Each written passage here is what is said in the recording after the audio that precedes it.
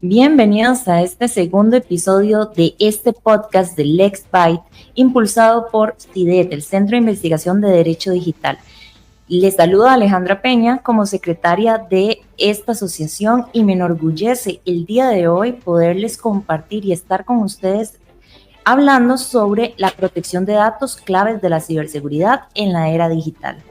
El día de hoy me honra poder contar con la participación de Jessica Redondo, quien ya voy a exponer un poco sobre sus atestados, pero quisiera presentarles un tema muy interesante para este segundo episodio, dado a que hoy vamos a explorar cómo la tecnología y el derecho trabajan juntos para proteger nuestra información.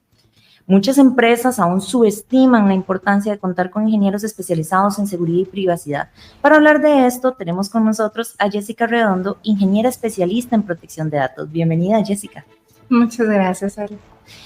Jessica Redondo es una reconocida ingeniera en ciberseguridad con una amplia trayectoria en protección de datos personales y la implementación de medidas técnicas para garantizar la seguridad de la información. Ha trabajado en diversas organizaciones liderando estrategias de ciberseguridad y asesorando en cumplimiento normativo. Su experiencia combina un enfoque técnico con una visión estratégica para ayudar a empresas a prevenir y gestionar brecha de datos. Adicionalmente, y con esto quiero iniciar, si puedes comentarnos un poco, Jessica, ¿cómo es su experiencia en protección de datos y su rol actual dentro de su organización? Sí, bueno, muchas gracias por la invitación. Yo creo que hacer eco de estos temas es muy importante en estas épocas en donde pues todo gira alrededor de lo que es la información y la protección de los datos, es sumamente importante. Bueno, yo empecé hace 17 años aproximadamente a trabajar en la parte de informática. Con los datos empecé a trabajar en la parte del desarrollo de software. Ahí pues al principio implementando lo que son metodologías de desarrollo seguro, encriptación de los datos, también digamos de que cada desarrollo debíamos asegurarnos de que no tuviese ninguna vulnerabilidad antes de que se saliera a producción. Hace unos 4 años aproximadamente fue que cambié a la parte de seguridad de la información. Desde este campo he podido aplicar a todos esos principios que pues adquirí, todos esos conocimientos que adquirí de la parte de desarrollo de software a la parte de aseguramiento de la información. Excelente. Y dentro de esta labor tan importante que haces dentro de las empresas también, ¿nos puedes comentar un poco a qué desafíos te enfrentas día a día y se enfrentan los especialistas en esta materia en el manejo de los datos también y en estos aspectos de seguridad de la información? Claro. Por ejemplo, bueno, yo actualmente trabajo en una empresa que se llama Arcos Labs. Esa es una empresa que se enfoca en brindar soluciones de seguridad a grandes empresas a nivel mundial, como por ejemplo Microsoft, Roblox y Expedia. Entonces, estas son empresas, digamos, que enfrentan riesgos, digamos, y ataques, pues, muy frecuentes, ¿verdad? Porque, digamos, son blanco de ataques o de estafas, digamos, con motivaciones financieras. Entonces, bueno, en esta parte, digamos, lo que se enfoca mi rol mi puesto tiene el nombre de Senior Information Security Analyst. Entonces, nosotros lo que hacemos es buscar asegurar la información, proteger la información de nuestra empresa, de nuestros clientes y por ende de esos clientes también. Muy interesante, y supongo que en esta labor tenés que trabajar también con otros profesionales, por ejemplo, abogados. Muchas veces, bueno, a mí me encanta el tema de la tecnología y yo creo que también como abogados tenemos que saber un poco de este tema, ¿verdad? Para poder ayudarnos, porque al final es una labor multidisciplinaria, ¿verdad? Claro. Bueno, en la parte de Infosec, que es el departamento que ve toda el área de información, de seguridad de la información, trabaja muy de la mano con el equipo de legal Nosotros nos encargamos, por ejemplo, de lo que es la parte de gobernanza, de riesgos y de cumplimiento, pero los abogados también trabajan de la mano con nosotros, asegurándose de, por ejemplo, la revisión de contratos, la revisión de acuerdos de servicio, a nivel de servicio que se brinda con nuestros clientes. También, digamos, asegurarse de que la empresa cumple con las normas legales, las diferentes legislaciones que digamos que son aplicables. Entonces, sí, siempre van muy de la mano y nosotros siempre estamos en constante comunicación con el equipo de legal. Excelente. Y dentro de estas figuras también se da la figura del DPO, lo que se le denomina como el delegado de protección de datos. ¿Consideras que es necesario para las empresas que realizan tratamiento de datos personales, o cuándo consideras, igual, si así lo ves necesario, que debe estar esta figura o este delegado? Sí, el delegado de la protección de datos cumple un rol fundamental. Digamos, se encarga de lo que es el asesoramiento a toda la organización y especialmente, digamos, al departamento de seguridad de la información en lo que es la aplicación de estándares, de las normativas y de políticas, para el aseguramiento de la protección de los datos. Sin embargo, generalmente este rol es con empresas que manejan grandes volúmenes de datos, porque, por ejemplo, algunas regulaciones como lo es el GDPR o el Reglamento General de Protección de Datos sí exigen, digamos, que exista este rol dentro de la organización, porque ellos ya apelan a una figura organizacional más robusta. Entiendo, sí. Y bueno, la normativa europea en materia de protección de datos sabemos que tiene un estándar que inclusive ha sido referente para todos los países en su aplicación. Ahora, tal vez me gustaría verlo a nivel práctico para las personas que nos están escuchando y viendo. Me gustaría ver a nivel práctico qué sucede en caso de una brecha. ¿Se da una situación compleja a nivel de la organización? ¿Qué deberían o cómo se activan esos protocolos, verdad? ¿Qué sucede en ese caso? Ajá.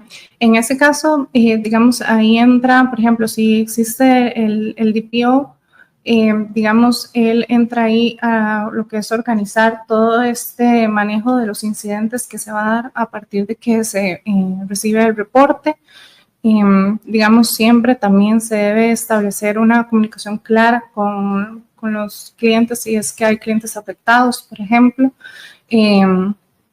Y sí, en este caso, digamos, él se encarga de orquestar todo el manejo del incidente.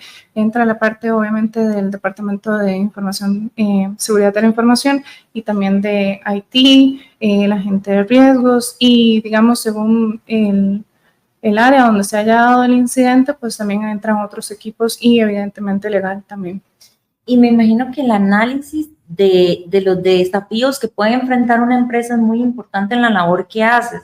Por ejemplo, algunos de los casos en que has detectado que pueden existir algunas oportunidades de mejora que tengan algunas empresas, no sé, pensando en que tal vez le digan, es que no podemos contratar un DPO por temas de presupuesto, o algunas áreas de mejora que detectes cuando haces esta labor de análisis, por ejemplo. Sí, bueno, digamos, aquí es muy importante, por ejemplo, el rol que cumplen las auditorías, porque en las auditorías es donde se tiende a identificar, digamos, para una organización en específico, cuáles son esas vulnerabilidades, esas áreas de mejora, digamos, que se pueden atender, digamos, antes de que estas sean vulneradas o explotadas. En ese caso, digamos, una vez que se identifica una deficiencia, pues la idea es establecer políticas, digamos, procesos para asegurar esta deficiencia, para poder, digamos, proteger la información, ¿verdad?, que es vital. Y aquí también juega un papel muy importante lo que es la capacitación al personal. Creo que si el personal de su organización está educado, digamos, está consciente de cuál es su rol, cuáles son las políticas, porque a veces se tienen las políticas, pero los mismos miembros de la organización no las conocen, no saben, digamos, por ejemplo, cómo llevarlas a cabo. Entonces, es muy importante la educación en esa parte, porque los empleados vienen a ser entonces esa barrera, ¿verdad?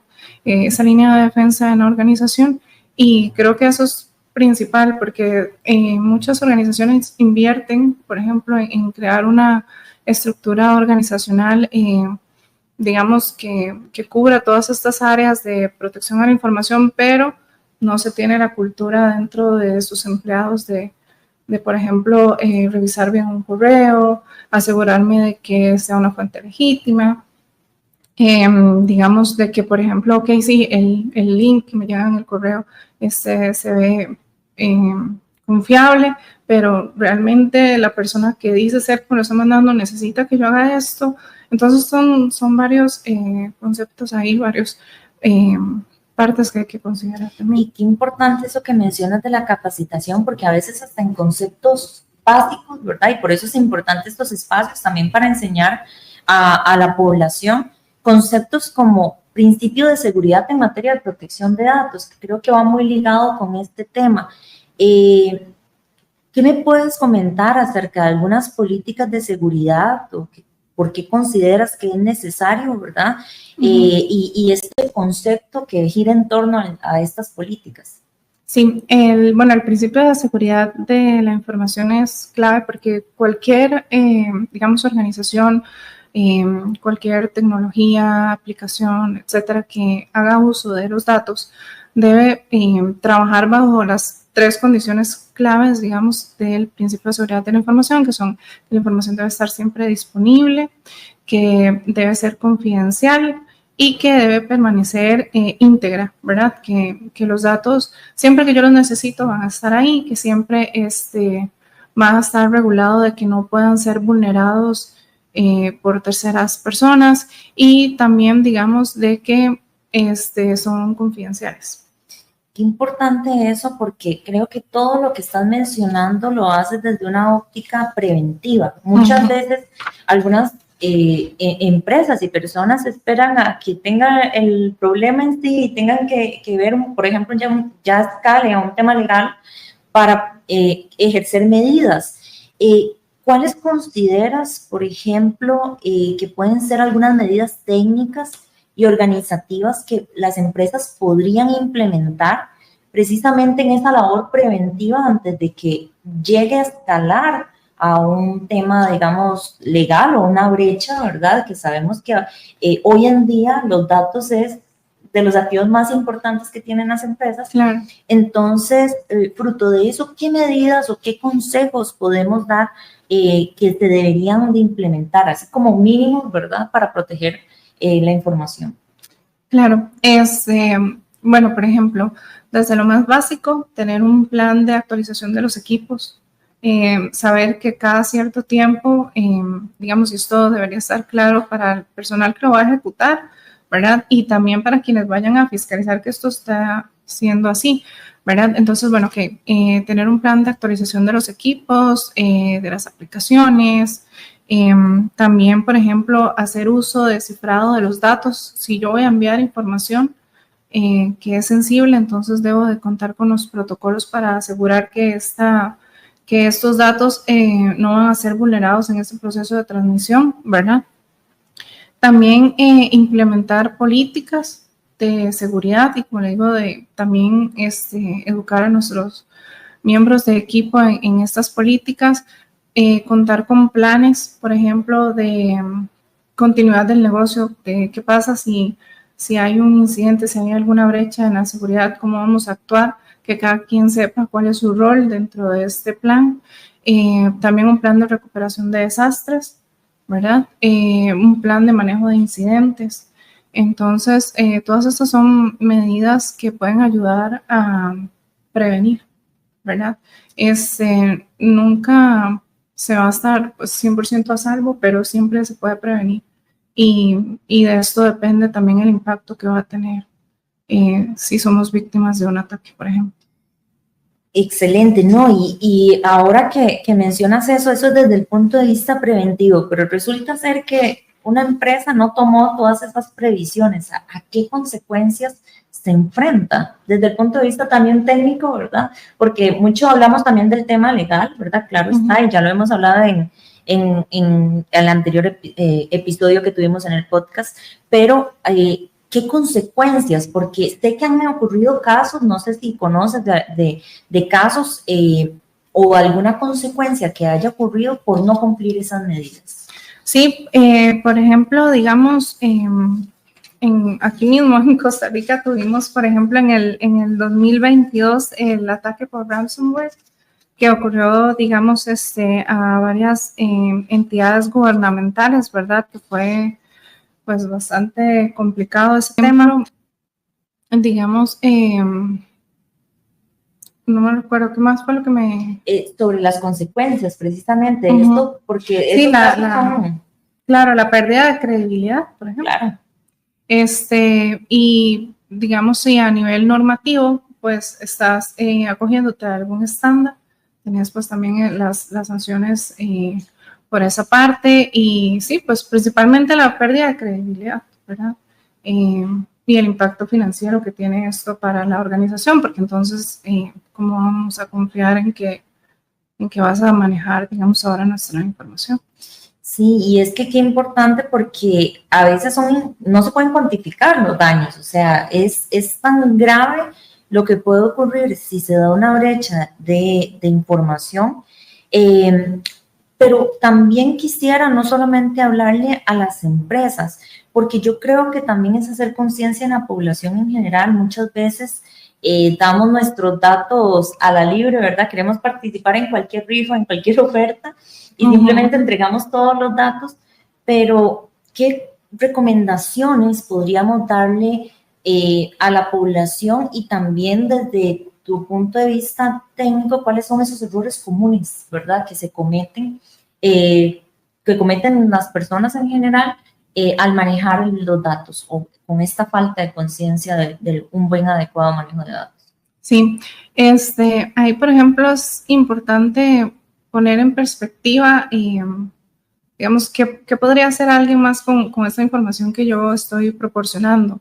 De si vale digamos, si vale, por ejemplo, la pena lo que yo estoy entregando de información a cambio de, qué sé yo, por ejemplo, un premio de 5,000 colones. Y a cambio estoy entregando mi número de teléfono, mi número de cédula, mi nombre completo, mi correo electrónico, ¿verdad? Entonces, bueno, hay medidas, por ejemplo, para proteger esto. Digamos, si usted va a hacer, por ejemplo, un uso temporal de un sitio web, si usted quiere hacer una suscripción de prueba de alguna herramienta, usted tiene la opción, por ejemplo, si es usuario de los sistemas de Apple, por ejemplo, usted puede enmascarar su correo electrónico. También, digamos, hay otras alternativas. Si usted es usuario de Google, por ejemplo, Gmail y Outlook le ofrecen opciones para no dar su correo principal, por ejemplo. Entonces usted usa uno temporal y también es muy fácil, por ejemplo, si se da el caso de una vulnerabilidad, identificar dónde fue. Ok, este correo temporal yo lo utilicé en tal cuenta. Y pues entonces de ahí es donde me está llegando spam o a partir de ahí es que me están llegando ofertas que no solicité, etcétera, ¿verdad? Comunicaciones ahí random. También, por ejemplo, evite, pues, como les decía, eso es como poner ahí una balanza de si realmente vale la pena que brinde como mi nombre completo, ¿para qué? O sea, siempre tenemos el derecho de preguntar qué van a hacer con mi información. La finalidad. Y entonces, sí, hay diferentes medidas que se pueden tomar.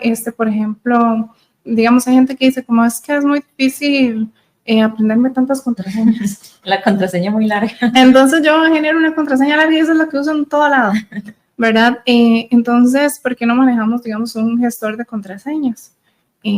Digamos, hay algunos de paga muy buenos, como OnePassword, y también, digamos, hay otros que son gratuitos.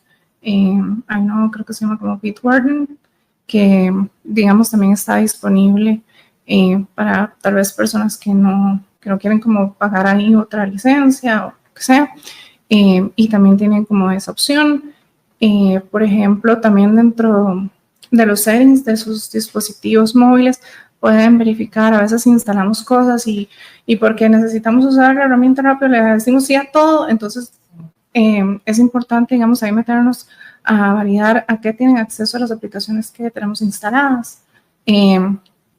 Algunas tienen, digamos, acceso al micrófono, digamos, tienen acceso a ver qué hace usted en otras aplicaciones, digamos, le piden acceso, digamos, a los datos básicos de configuración, qué sé yo, de su correo o de sus notas, ¿verdad? Entonces, empezar a revisar, ok, realmente necesito que esta aplicación tenga acceso a esto e ir quitando todo eso. Por ejemplo, también los que son usuarios de iPhone, por ejemplo, tienen la opción de ver en esta aplicación nueva de Passwords, donde ahora ahí mismo les dice, por ejemplo, ok, este password es vulnerable o este password lo has estado reutilizando en tales y tales sitios, te recomendamos cambiarlo. Entonces, pues son hábitos que podemos implementar para proteger pues nuestros datos, ¿verdad? Qué importante esa palabra que dices, hábitos, porque yo creo que entre más repetido, y esto lo normalicemos, ¿verdad? De cuidar nuestra información, más sencillo va a ser crear conciencia. De hecho, me acuerdo una vez que habías compartido algo en redes sociales, donde una persona compartía fotos y se veía en la mesa la tarjeta de crédito, se veía, entonces empezaba a relacionar dónde vivía, los datos, el nombre, y cuando se daba cuenta por 2, 3 publicaciones que hacían redes sociales, ya tenía todo un perfil que le permitía, ¿verdad?, hacer algún tipo de ataque cibernético. Entonces, desde esas pequeñas cosas, a veces subimos una foto y no nos damos cuenta del contenido que tiene esa foto, que tanto me está identificando a mí, que tanta información me estoy dando, porque sí, puedo decir, bueno, es que solo tengo mis amigos en redes sociales, ¿verdad? Pero muchas veces esta fotografía se puede replicar en otras partes, inclusive también ahora con la entrada a clases también, ¿verdad? En el tema de menores de edad, que suele suceder mucho, ¿verdad? Que se pone cualquier foto y entonces ya con la foto se sabe en qué colegio está, se sabe a qué horas entra, a qué horas sale, ¿verdad? Y con esa información pueden hacer muchas cosas. Claro, digamos, por ejemplo, hay gente que la vez que anda en el badge, que andan ahí su cédula, que andan ahí su tarjeta. Entonces, vos solamente tomas una foto de eso, le haces zoom y ya tenés todos los datos ahí. También están estos famosos unboxing y la gente que entonces pone ahí, enfoca el paquete, ahí en el paquete se ve su dirección, su dirección completa, su número de cédula, su número de teléfono, su correo electrónico. Ahí están todos sus datos porque eso es lo que se requiere para hacer un envío, por ejemplo. O sea, escuchen influencers también que a la hora de hacer publicaciones, ¿verdad? Bueno, personas no influencers que hagan esta práctica, hasta tomar esas fotos. De hecho, me acuerdo que hace poco una conocida había publicado que le había llegado al hotel varias cajas y sí, definitivamente se veía hasta el código de barras, ¿verdad? Y toda la información abajo del paquete que había pedido. Y no somos conscientes de eso. Exacto. Entonces, sí, es como tener esta malicia, ¿verdad? Antes de subir una foto, verifique, ¿verdad? Por ejemplo, también nosotros tenemos políticas incluso para cuando la gente quiere tomarse una foto en el trabajo.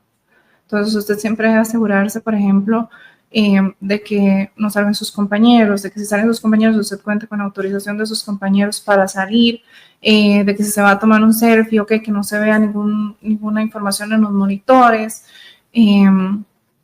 de que si usted va a abandonar la oficina, usted tiene que cerrar su sesión, no dejar ahí la computadora abierta. O en teletrabajo, por ejemplo. Yo veo gente que trabaja tal vez, no sé, en un café cualquiera y que tal vez te levanta para algo y tiene su computadora con toda la información ahí, ¿verdad? Que no sabemos quién está al lado, no sabemos si es alguien de la competencia, no sabemos a quién le puede servir esa información que está en la pantalla. Hasta políticas para teletrabajo también creo que son muy importantes de cómo utiliza esa información y quién la puede estar al lado, ¿verdad? Viéndola. Digamos al respecto también, por ejemplo, es importante tomar en cuenta que si usted está en una reunión y de que si va a hablar información que puede ser confidencial o sensible. Hay gente que tiene a veces en la misma sala estos dispositivos de asistencia por voz, ¿verdad? Que los tienen encendidos y entonces a veces estás hablando algo muy importante y de repente se escucha el Alexa, por ejemplo. No te escuché bien, ¿qué querías pedirme, verdad?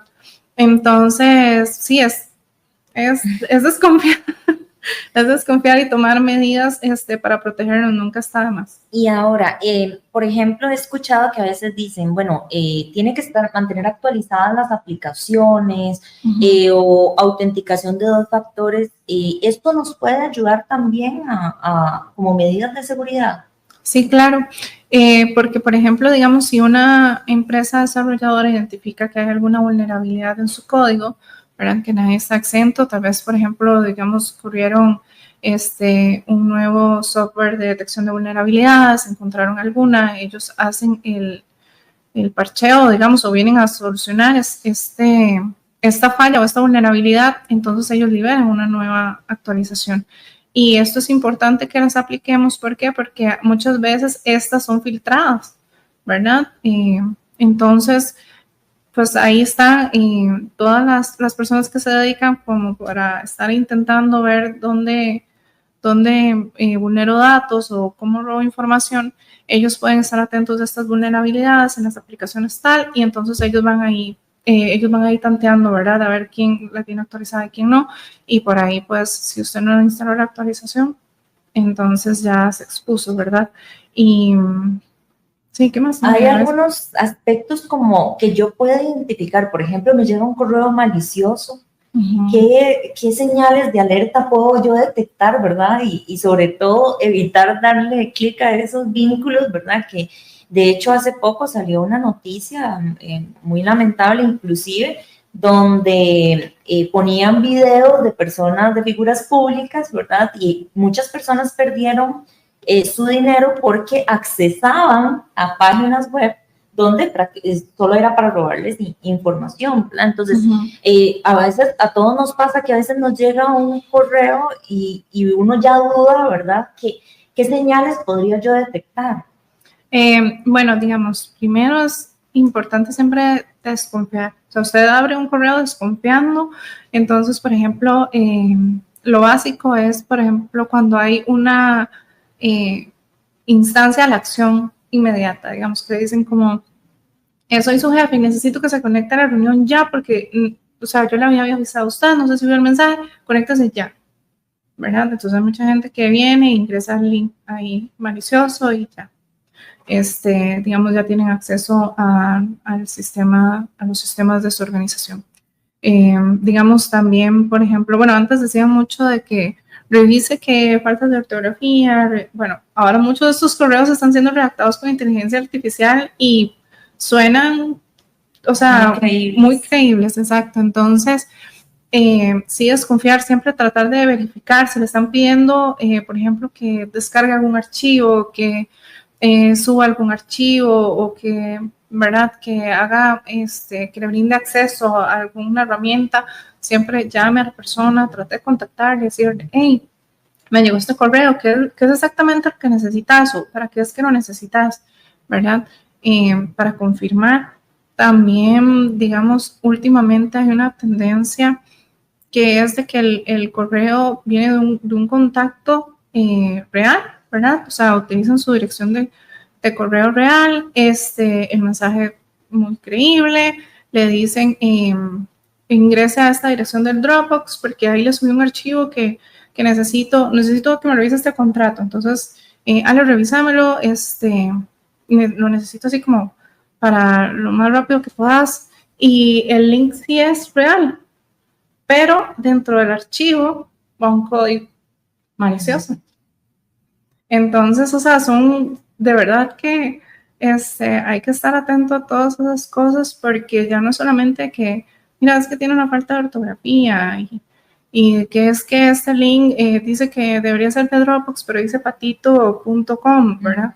No, puede ser un link real, pero el archivo ya viene corrupto. Y yo creo que también aprovechan a veces como la urgencia. Yo he tenido casos donde, por ejemplo, casos de phishing bancario, donde me dicen, es que en este momento estaba en una reunión y me llamaron y estaba tan urgido que simplemente abrí la computadora e ingresé al link que me dijeron para que me resolvieran eso rápido. Y yo creo que en esos momentos es donde hay que hacer como una pausa y decir, un momento, es que estoy a punto de hacer, ¿verdad?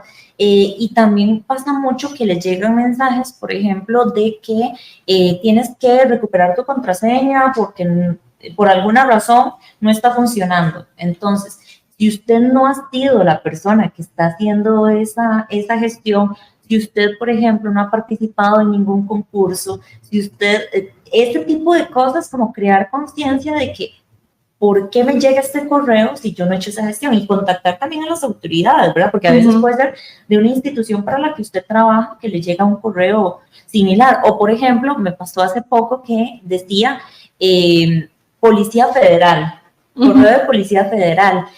Y yo, bueno, esto por el conocimiento tal vez legal que tengo, que aquí en Costa Rica, digamos, no se le denomina de esa forma. Pero qué peligroso, ¿verdad? Para personas que tal vez no tienen conocimiento de esto. Importante igual, aconsejarles, revisen la dirección de correo electrónico, ¿verdad? Si usted no ve que viene de una red oficial, por ejemplo, de Poder Judicial, etcétera, eso tiene como que darte más señales de alerta, de decir, deténgase ahí, respire y piense en lo que va a hacer, ¿verdad? Sí, de hecho esa es siempre la recomendación, no tome ninguna acción hasta estar seguro de que la fuente es fidedigna, de que el mensaje sí es para usted, de que sí la persona que se lo envió es quien dice ser, ¿verdad? Y pues sí, siempre estar desconfiando, validar, digamos, contactar directamente. Por ejemplo, si llega un correo, que se llama de la municipalidad, que le dice, si no realiza el pago ya, entonces se le van a suspender tales servicios o se expone a una multa de tanto. O Ministerio de Hacienda, pasa mucho. Y por ejemplo, la conciencia de a qué redes me conecto. A veces, por ejemplo, puede ser que andemos de viaje y andamos en cualquier centro comercial y vemos Wi-Fi gratis y nos enlazamos. Entonces, qué importante también, estamos en una red que es pública, ¿verdad? ¿Qué transacción vas a hacer? ¿Vas a hacer una transacción bancaria desde una red? O inclusive cuando aceptas los términos y condiciones, antes de conectarse a la red Wi-Fi, ¿qué estás aceptando? Porque por la urgencia se le da a aceptar, ¿verdad? Y tal vez no somos tan conscientes de esa prevención que deberíamos de tener. Sí, claro. En ese caso, digamos, siempre se recomienda que, bueno, pues evitar las redes públicas, ¿verdad? De acceso público que no tienen contraseña. También podemos revisar, por ejemplo, qué tipo de factor de contraseña ellos están utilizando, entonces ver que sea uno que esté actual. También si usted necesita conectarse, entonces hacer uso de una VPN, por ejemplo, para agregarle como ese factor extra de seguridad a la comunicación que usted va a tener. Y sí, digamos siempre tratar de leer ahí los términos y condiciones de este tipo de redes, ese tipo de conexiones, porque aunque a veces esté un poco de pereza porque usted necesita conectarse rápido, pues le puede salir bastante o se redacta muy complejo, ¿verdad? Y nosotros necesitamos entonces aceptar todo, y algunas páginas inclusive te dan la posibilidad de aceptar solo lo necesario, ¿verdad? Entonces creo que el tema de leer es muy importante. Jessica, lamentablemente se nos fue el tiempo, disfruté demasiado de este episodio y se nos fue volando. Para finalizar, si pudieras dar un solo consejo para las personas, para las empresas, sobre cómo pueden aprender más sobre protección de datos, sobre seguridad y en general alguna recomendación, ¿cuál sería? Sí, bueno, digamos, si usted quiere estar informado, ¿verdad? En estos tiempos la información está ahí al alcance, entonces siempre busquen, digamos, este tipo de podcast, digamos, de leer blogs, suscribirse, digamos, a boletines de organizaciones que brindan educación en materia de privacidad de los datos, de seguridad de la información, leer, ¿verdad? Porque usted debe guardar su información, debe proteger su información. Si usted tiene hijos, pues las de su familia también. Y en las organizaciones, pues darle más importancia a lo que es crear esta cultura de protección de la información dentro de la organización. A veces, pues, a los empleados tal vez les dé un poco de pereza ahí leerse las políticas, pero entonces tratemos de hacerlo como más ameno, buscar opciones de entrenamiento interactivo, de manera que ellos puedan protegernos, ¿verdad? También que ellos puedan saber cómo puedo proteger mi información, pero también proteger a la empresa, ¿verdad? Brindarles esas opciones de educación. No, en seguridad. Muchísimas gracias, Jessica. De verdad que ha sido muy valioso y yo sé que para las personas que vean y escuchen este podcast va a ser de gran valor poder contar con esta información y estas recomendaciones. Y sin más, me despido invitándolos a que sigan viendo los próximos episodios de LexBite. Les aseguro que vamos a tener invitados de lujo como los que ya hemos tenido y para nosotros es todo un gusto para CIDET, es un gusto para nuestra asociación que ustedes puedan seguir estos episodios y estén atentos también a las redes para enterarse de los próximos eventos que tenemos. Un gusto.